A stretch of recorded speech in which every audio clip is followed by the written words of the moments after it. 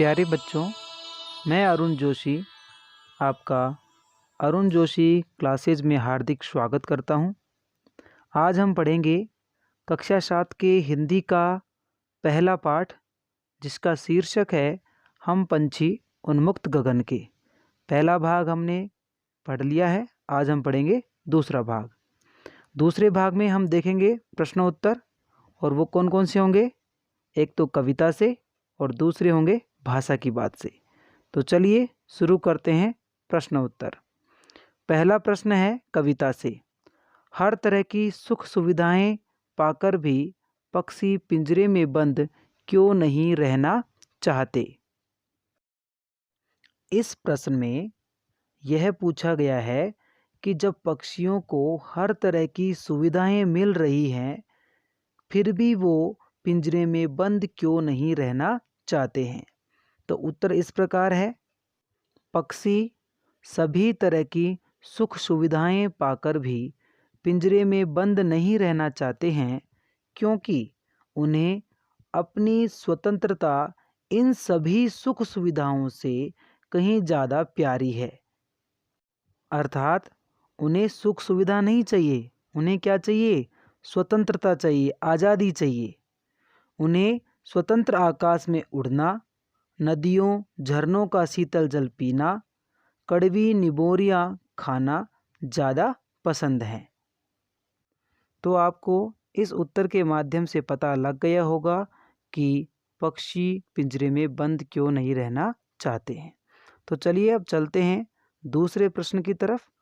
दूसरा प्रश्न है, पक्षी उन्मुक्त रहकर अपनी कौन कौन सी इच्छाएं पूरी करना चाहते हैं। अर्थात इस प्रश्न में पूछा गया है कि पक्षी उन्मुक्त रहकर अर्थात स्वतंत्र रहकर अपनी कौन कौन सी इच्छाएं पूरी करना चाहते हैं। तो उत्तर इस प्रकार है।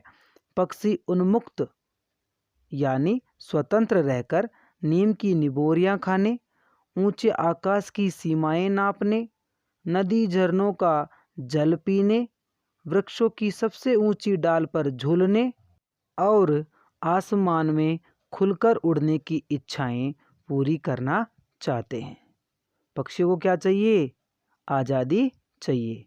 तो इस उत्तर के माध्यम से आप समझ गए होंगे कि पक्षी अपनी कौन कौन सी इच्छाएं पूरी करना चाहते हैं। अब हम बढ़ते हैं अगले प्रश्न की तरफ। प्रश्न नंबर 3, भाव स्पष्ट कीजिए। या तो क्षितिज मिलन बन जाता या तनती सांसों की डोरी। तो इस प्रश्न का उत्तर इस प्रकार है। प्रस्तुत पंक्ति में पक्षी आसमान की सीमाओं को नापने की इच्छा व्यक्त कर रहे हैं। पक्षी क्या कर रहे हैं? इन पंक्तियों में आसमान की जो सीमाएं हैं उनको नापना चाहते हैं। इस प्रयास में या तो वे सफल हो जाएंगे या फिर प्राण त्याग देंगे, मगर वो ऐसा करने से पीछे बिल्कुल नहीं हटेंगे। इसमें इस लाइन का हमें भावार्थ करना था, इसका अर्थ बताना था, जो हम वीडियो के पहले भाग में पढ़ चुके हैं। तो आपको यहाँ तक समझ में आ गया होगा। अब आगे चलते हम भाषा की बात पर। भाषा की बात में पहला प्रश्न है, स्वर्ण श्रृंखला और लाल किरण सी में रेखांकित शब्द गुणवाचक विशेषण हैं।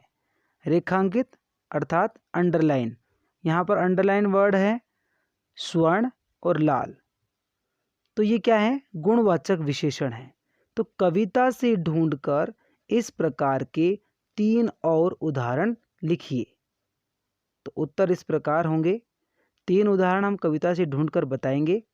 पहला होगा कनक तीलियाँ, दूसरा उदाहरण है कटुक निबोरी, और अंतिम उदाहरण होगा तारक अनार।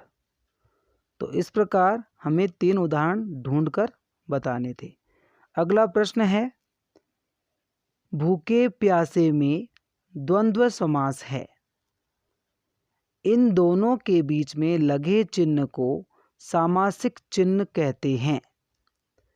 इस चिन्ह से और का संकेत मिलता है। जैसे भूखे प्यासे, इन दोनों के बीच में क्या लगा हुआ है? सामासिक चिन्ह लगा हुआ है। इसका समास होगा भूखे और प्यासे, द्वंद्व समास। ठीक है। इसी प्रकार के हमें 10 और उदाहरण खोजकर लिखने हैं। तो 10 उदाहरण इस प्रकार हैं। पहला है सुबह शाम, इन दोनों के बीच में एक सामासिक चिन्ह लगा हुआ है। इसमें कौन सा समास हो गया? द्वंद्व समास। तो क्या लिखेंगे? सुबह और शाम। दूसरा है उसी प्रकार दिन रात, दिन और रात। तीसरा आना जाना, आना और जाना। खाना पीना, खाना और पीना। पांचवा है दाना पानी, दाना और पानी। इन सभी में कौन सा समास है? द्वंद्व समास है। और उदाहरण देख लेते हैं। छठा है लाड प्यार, लाड और प्यार। सातवां माता पिता, माता और पिता। आठवां है दूध दही, दूध और दही। नौवां है अपना पराया, अपना और पराया। अंतिम है पाप पुण्य, पाप और पुण्य। यहाँ पर सभी में सामासिक चिन्ह लगा हुआ है, और जब द्वंद्व समास होगा तो उनको जब अलग अलग करेंगे तो बीच में कौन सा शब्द आएगा? और शब्द जुड़ जाएगा।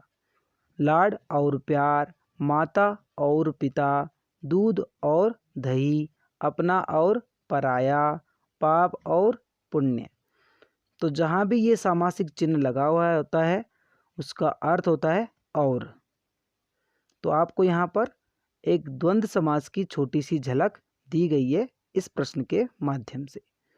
तो आपके यहाँ पर सभी अभ्यास प्रश्न समाप्त होते हैं।